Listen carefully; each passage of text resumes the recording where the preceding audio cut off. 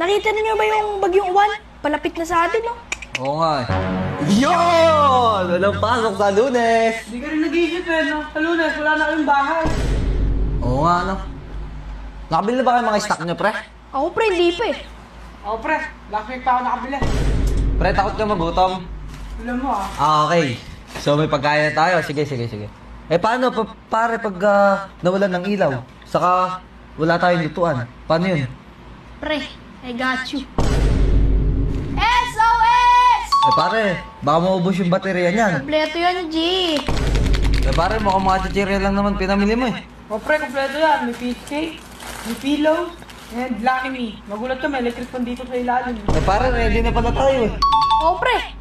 Kung tutuusin nga, dapat yung bagyo mag-ready sa atin. Pare, magtakutan muna tayo habang inaantay.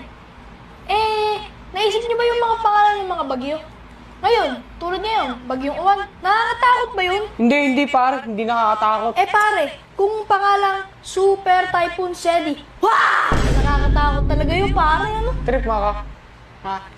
Pare, biruin mo, bagyong Christine, bagyong Carding, bagyong Tino. Pero ang lalakas, ano? Mga pangalan nila, pare, cute eh. Hindi nakakatakot. Oo, pare, may point ka. O sige, pare, lutuin na natin yung mga pinamili mo. Meron na. Wala na, binalilaw. Pare, nasa yung pagkain. Ewan ko pre, binagi yata. Biglang nawala sa ano ko. Hindi naman ay. Hindi pare, hindi. Biglang lang nawala dito. Sure ka? Mamatay man? Oo pre, oo. Mamatay man. Sigurado ka, pre? Kahit kidlatan ka ngayon? Oo nga! Kakakulit mo!